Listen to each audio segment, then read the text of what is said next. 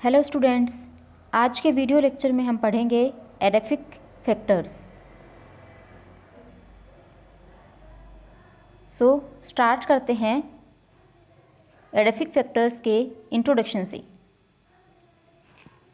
Edaphic यानी soil factors ये important role play करते हैं वेजिटेशन का नेचर डिसाइड करने में।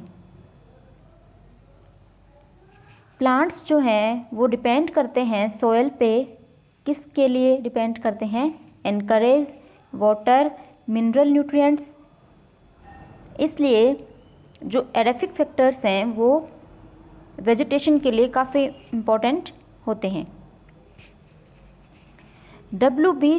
टूरिल एंड मार्सडेन जोनस ने क्या बताया कि ये फैक्टर्स किस प्रकार से वेजिटेशन पे इफ़ेक्ट डालते हैं।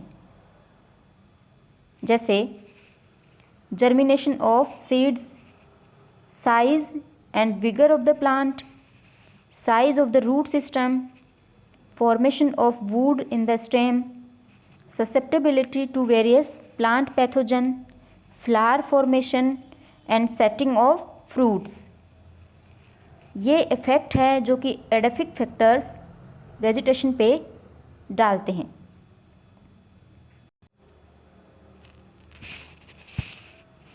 इकोलॉजिकल पॉइंट ऑफ व्यू से सॉइल को इस प्रकार से डिफाइन कर सकते हैं कि सॉइल जो है वो अर्थ क्रस्ट का पार्ट है जो जिस पे प्लांट लाइफ प्रेजेंट है। Soil profile, soil texture, tenacity of soil, air in the soil, soil water, soil temperature, organic and inorganic nutrients, ये सभी कंडीशंस हैं जो कि डिटरमाइन करती हैं कि किसी पर्टिकुलर एरिया में किस प्रकार की वेजिटेशन पाई जाएगी।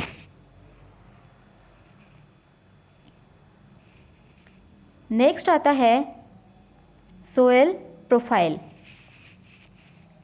If we dig a trench यानी एक गड्ढा अगर हम खोद के देखते हैं और इसको एग्ज़ामिन करते हैं तो हम ये पाते हैं कि सोयल जो है वो डिस्टिंक्ट लेयर से मिलकर बनती है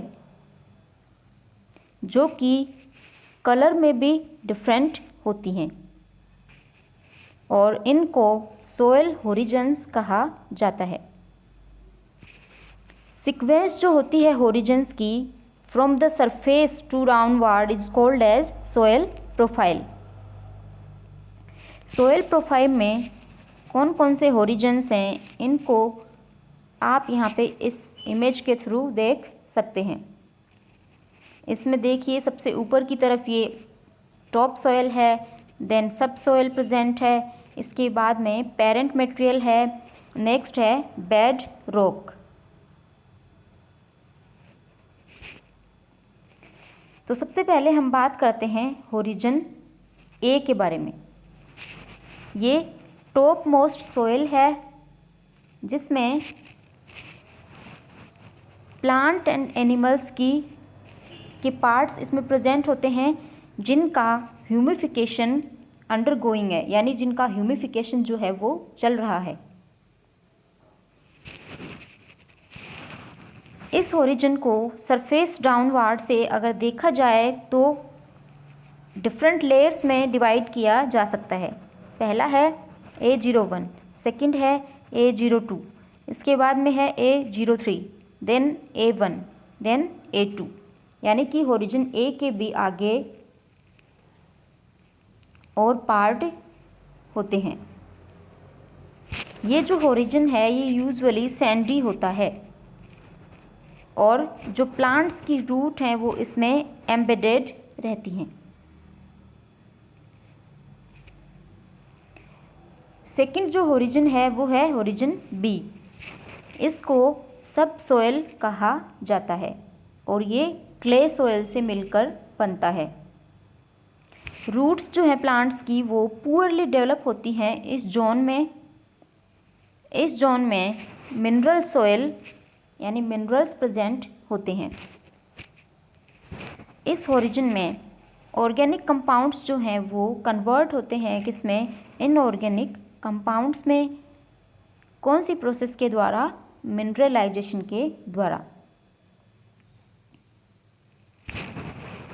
जो अपर पार्ट होता है इस ओरिजिन का, जिसको B1 नाम दिया गया है, ये डार्क बैंड, डार्क दिखाई देता है।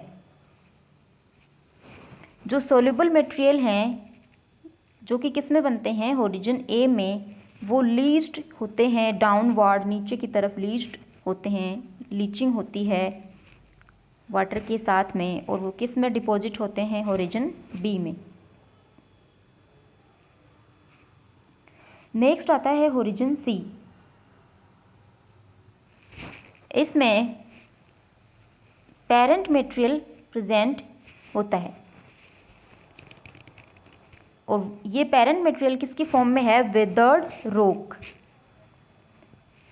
इस जोन के नीचे हार्ड रॉक, चट्टानें, हार्ड चट्टानें प्रेजेंट होती हैं, जैसे कि ग्रासलैंड सोयल में ह्यूमिफिकेशन जो है वो रैपिड होता है और मिनरलाइजेशन जो है वो स्लो होता है। नेक्स्ट है ओरिजिन R। ये लोअर मोस्ट लेयर होती है सोयल की, और इसमें बेड रॉक्स जो कि अनवेदर्ड हैं वो प्रेजेंट होती हैं। आगे हम चर्चा करते हैं classification of soil. On the basis of origin और फॉर्मेशन, दो मेजर टाइप की सोयल होती हैं। पहली है रेजिडुअल सोयल और दूसरी होती है ट्रांसपोर्टेड सोयल। ट्रांसपोर्टेड सोयल जो है, इसको भी आगे क्लासिफाई किया जा सकता है डिफरेंट कैटेगरीज में। इसमें पहले है एलुवियल सोयल, जो कि ट्रांसपोर्ट होती है रनिंग वाटर के द्वारा। सेकंड है कोलुवियल सोयल, ये ट्रांसपोर्ट होती है due to force of gravity. Third है यूलियन, ये ट्रांसपोर्ट होती है विंड के द्वारा। इसके बाद में है ग्लेशियल सोयल, ये मेल्टिंग स्नो, बर्फ़ के पिघलने से ट्रांसपोर्ट होती है।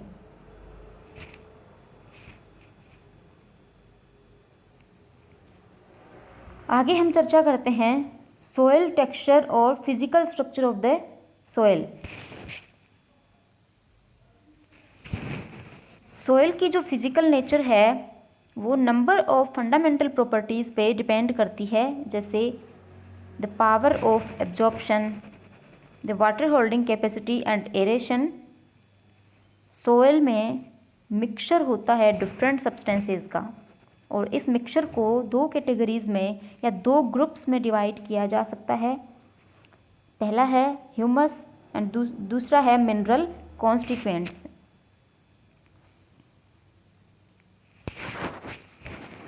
ह्यूमस जो है ये हमेशा मैक्रोस्कोपिक फ्लोक्स और एग्रीगेट्स यानी एक गुच्छे के फॉर्म में होता है, डिस्ट्रीब्यूट ये होता है। Size and distribution of these aggregates, ये जो फ्लोक्स बनते हैं ह्यूमस के, इनकी साइज और distribution even when the total amount present is constant will influence differently the degree of aeration and water holding capacity of the soil। यानी ये जो फ्लोक्स हैं इनकी साइज एंड डिस्ट्रीब्यूशन किसको इफेक्ट करती है, degree of aeration and water holding capacity of the soil.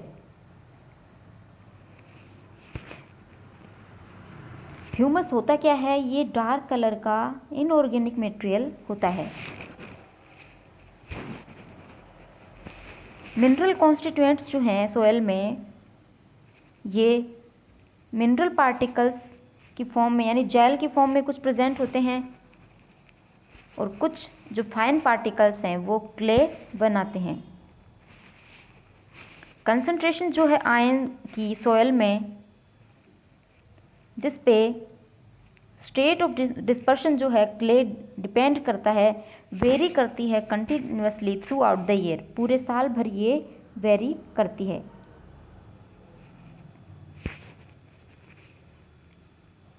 यहाँ पे सोयल के फ्रैक्शंस बताए गए हैं और उनका डायमीटर बताया गया है। इसमें पहला है, और ये किसके कौन से साइंटिस्ट ने बताया है? एटनबर्ग ने बताया है, इसको क्लासिफाई किया है। पहला है ग्रेवल, ये 2 मिलीमीटर से ज़्यादा इसका डायमीटर होता है। सेकंड है सैंड, इसका 2 से लेके 0.2 मिलीमीटर तक डायमीटर होता है। नेक्स्ट आता है फाइन सैंड, इसका डायमीटर 0.2 से 0.06 मिलीमीटर तक होता है। फिर आता है फ्लोर सैंड, इसका 0.06 से 0.02 मिलीमीटर। देन आता है कोर्स सिल्ट, इसका 0.02 से 0.006 मिलीमीटर डायमीटर होता है।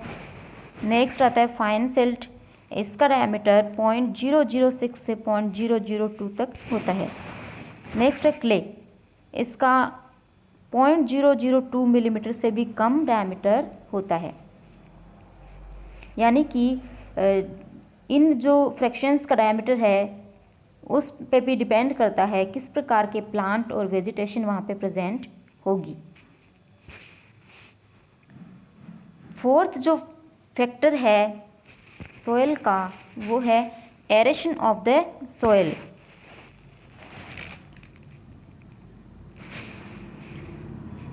आप जानते हैं कि बैक्टीरिया, फंजाई एंड प्लांट्स जो हैं सोयल में वो ऑक्सीजन को यूज़ करते हैं रेस्पिरेशन में एंड प्रोड्यूस करते हैं कार्बन डाइऑक्साइड।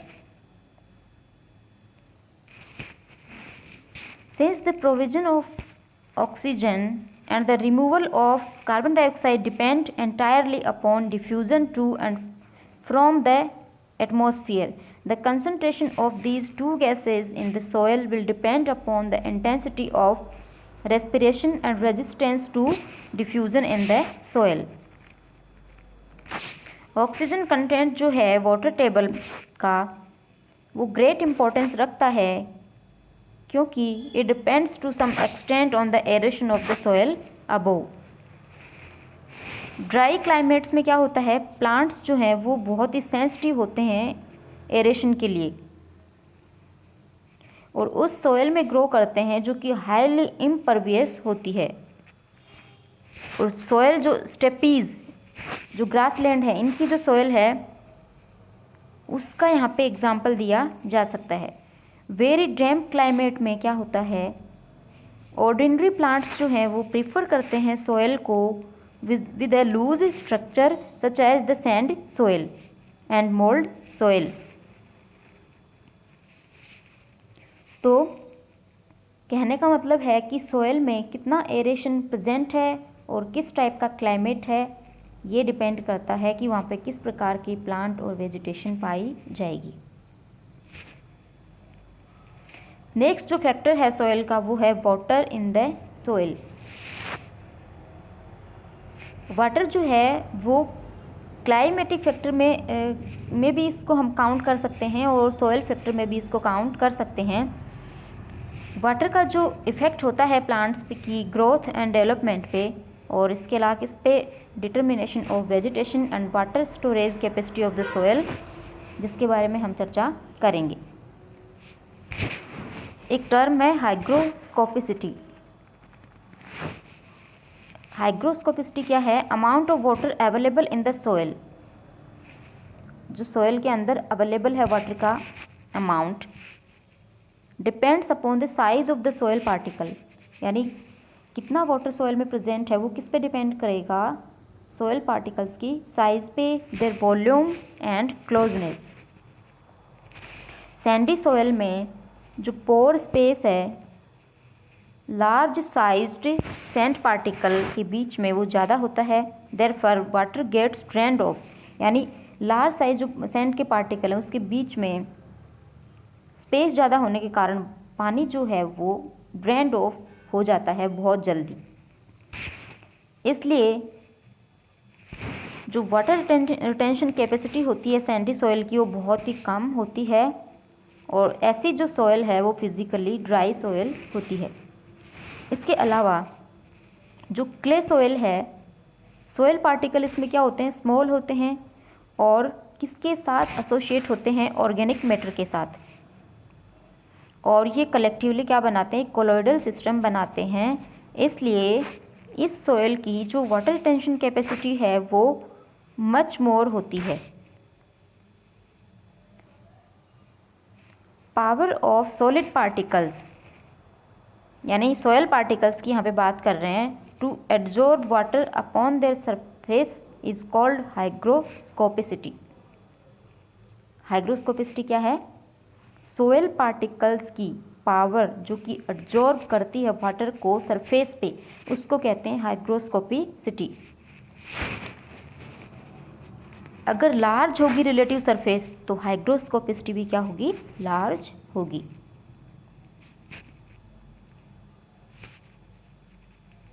नेक्स्ट आता है types of soil water. Soil में जो पानी प्रेजेंट होता है उसका मेन जो सोर्स है वो होता है रेन वाटर। जो मेजर पार्ट होता है रेन वाटर का वो रन ऑफ हो जाता है लेक्स एंड रिवर्स में, और इसको रन ऑफ वाटर कहा जाता है। और कुछ जो पोर्शन होता है इसका रेन वाटर का वो सोयल में डीपली चला जाता है और स्टोर्ड रहता है। जो वाटर स्टोर रहता है सोयल में उसको 4 ग्रुप्स में डिवाइड किया गया है। पहला है hygroscopic water, second capillary water, third है ग्रेविटेशनल वाटर, फोर्थ है केमिकली बाउंड वाटर। सो हम बात करते हैं हाइग्रोस्कोपिक वाटर की। सबसे पहले ये वो वाटर है जो कि प्रेजेंट होता है सोयल पार्टिकल्स के अराउंड, एक थिन फिल्म बनाता है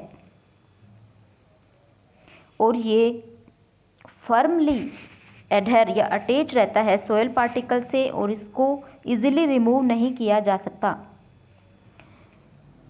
वैसे ये जो वाटर है ये ज़्यादा यूज़ का नहीं है प्लांट्स के लिए, इसलिए इसको जनरली अनअवेलेबल वाटर कहा जाता है। सेकंड है कैपिलरी वाटर। ये वो वाटर होता है जो कि सोयल में नैरो कैपिलरीज में प्रेजेंट होता है सोयल पार्टिकल्स में, और ये वेजिटेशन के लिए ग्रेट इंपॉर्टेंस रखता है, बहुत इंपॉर्टेंट होता है। नेक्स्ट आता है ग्रेविटेशनल वाटर।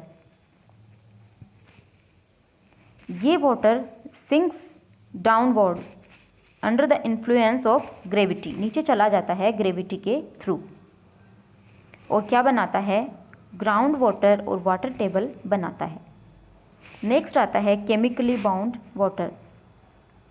ये वाटर हाइड्रेटेड फॉर्म में, हाइड्रेटेड ऑक्साइड्स किसके हो सकते हैं उसमें प्रेजेंट होता है iron, aluminium, silicon etcetera.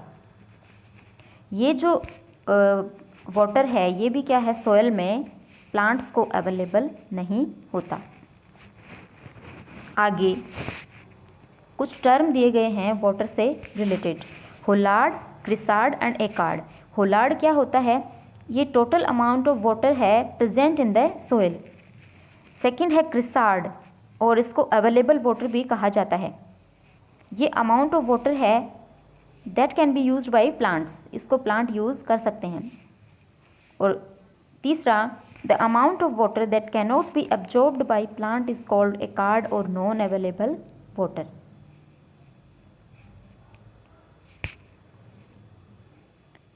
Next कुछ टर्म हैं जिनके बारे में हम चर्चा करेंगे। Field capacity and water holding capacity. Field capacity क्या है? Field capacity total amount of water है सोयल में except the gravitational water, gravitational water को छोड़ के। ये सम टोटल है किसका? Capillary water and hygroscopic water present in the soil. Water holding capacity या कह सकते हैं स्टोरेज कैपेसिटी जो है सोयल की, वो क्या है? Is the amount of available water in the soil, यानी कि सोयल में जो वाटर अवेलेबल है उसका अमाउंट, और ये किसके इक्वल है? कैपिलरी वाटर के। सो वाटर होल्डिंग कैपेसिटी और storage capacity is equal to क्या हो जाएगा? Field capacity minus non available water. और field capacity is equal to ये भी कह सकते हैं capillary water plus hygroscopic water. ये दोनों मिलके फील्ड कैपेसिटी बनाते हैं। नॉन अवेलेबल वाटर क्या है? हाइग्रोस्कोपिक वाटर होता है। सो वाटर होल्डिंग कैपेसिटी और स्टोरेज कैपेसिटी, ये क्या हो गया? Capillary plus hygroscopic water.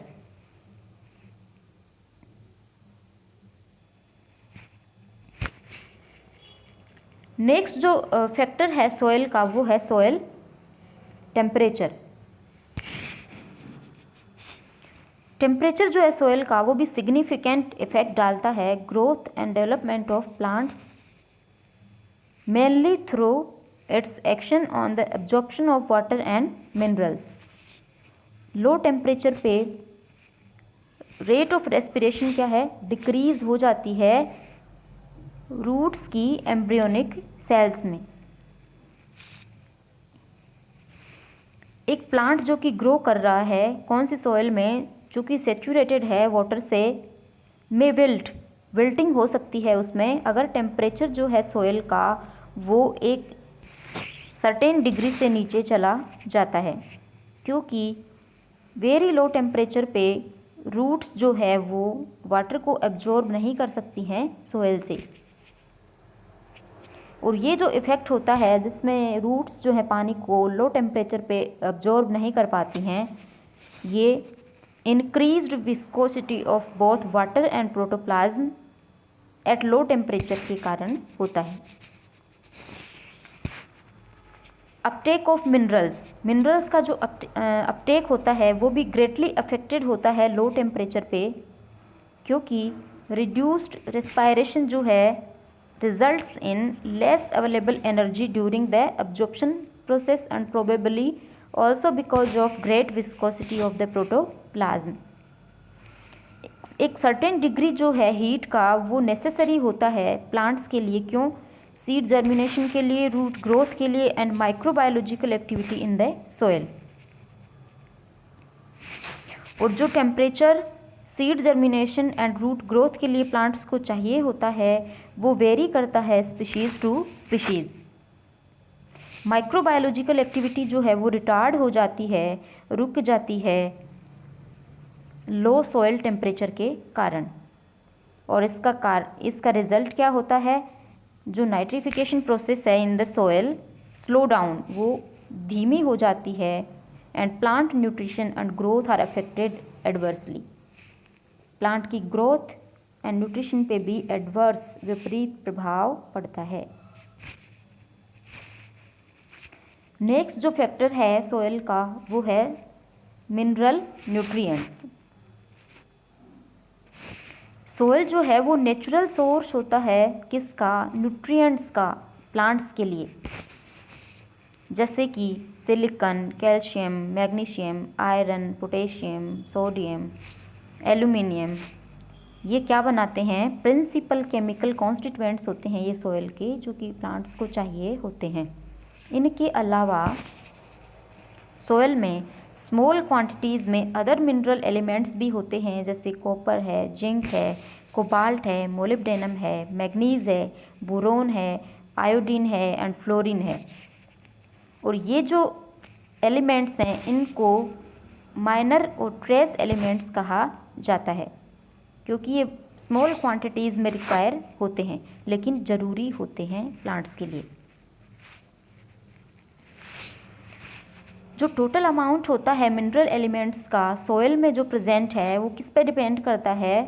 Partly depend करता है on the nature of the rocks from which they are formed, यानी किस तरह के चट्टानों से ये बने हैं, कहाँ से ये आए हैं।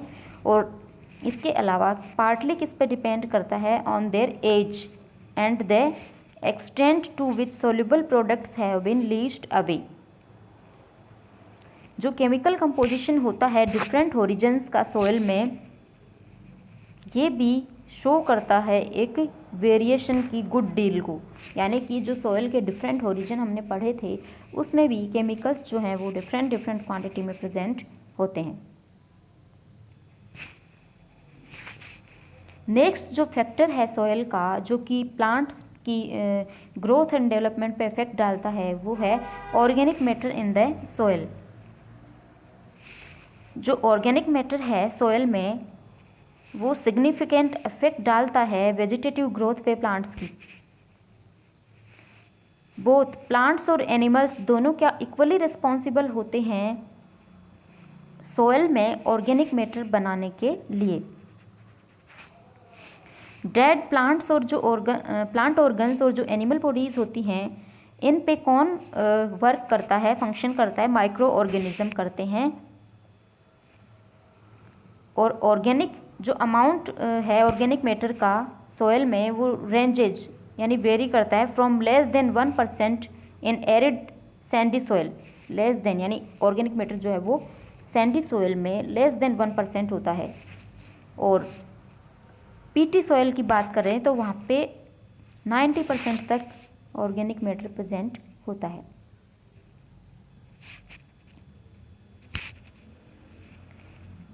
नेक्स्ट आता है फॉर्म्स ऑफ ऑर्गेनिक मैटर। ये जो ऑर्गेनिक मैटर प्रेजेंट होता है सॉइल में ये कितने फॉर्म में प्रेजेंट होता है? 3 फॉर्म्स में प्रेजेंट होता है। पहला है लिटर, ये फ्रेश और डेड ऑर्गेनिक मैटर है जो कि रिसेंटली ग्राउंड पे आया है। डफ, ये क्या होता है? पार्शियली डीकम्पोज्ड ऑर्गेनिक मैटर है। थर्ड है ह्यूमस, ये क्या होता है? डार्क कलर्ड अमोरफस और कंप्लीटली डीकम्पोज्ड ऑर्गेनिक मैटर होता है जो कि किसके द्वारा बनाया जाता है? माइक्रोबायोलॉजिकल एक्टिविटी के द्वारा बनाया जाता है।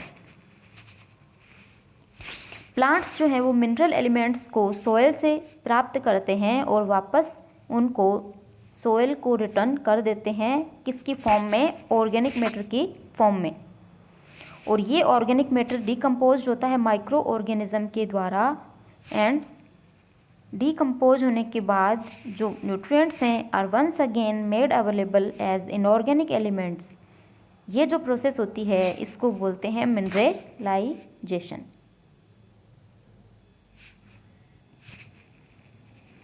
इसके बाद में आता है जो ह्यूमस है डार्क कलर्ड का अमोरफस मैटर, उसका इम्पोर्टेंस क्या है? Humus has very high water holding capacity. Second है जिस सोइल में हाई क्वांटिटी में ह्यूमस होता है उसमें higher capacity of ion absorption होती है। थर्ड है इनऑर्गेनिक न्यूट्रिएंट्स जो हैं वो पौधों के लिए अवेलेबल कराए जाते हैं ह्यूमस के द्वारा सोइल में। जो क्ले पार्टिकल्स हैं वो ह्यूमस के साथ मिल करके सोइल एग्रीगेट्स बनाते हैं। इसके अलावा ह्यूमस सोइल में aeration and porosity of the soil भी एनहेंस करता है, बढ़ाता है। इसके अलावा वाटर का जो परकोलेशन है सोइल में वो भी डिपेंड करता है कि उस सोइल में कितना ह्यूमस प्रेजेंट है।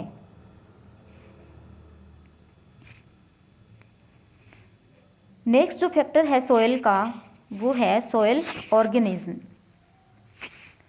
सोइल में large number of organism present होते हैं जैसे कि बैक्टीरिया है, फंजाई है, एल्गी है, प्रोटोजोआ है, रोटीफर्स हैं, निमेटोड्स हैं, अर्थवॉर्म हैं, मोलस्क हैं, आर्थ्रोपोड्स हैं, एट्सेट्रा। बैक्टीरिया और जो ब्लू ग्रीन एल्गी हैं वो इम्पॉर्टेंट माइक्रो ऑर्गेनिज्म होते हैं सोइल के, क्योंकि ये एटमॉस्फेरिक नाइट्रोजन को फिक्स करने का काम करते हैं एंड इम्प्रूव करते हैं सोइल की फर्टिलिटी को।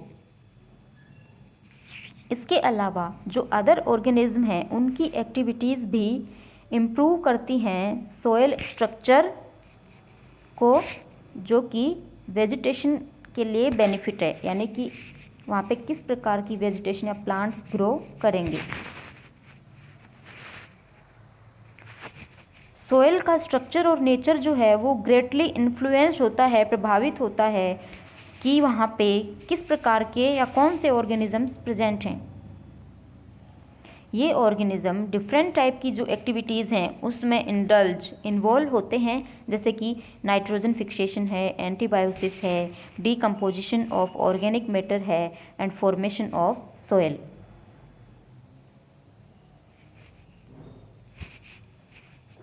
Thank you.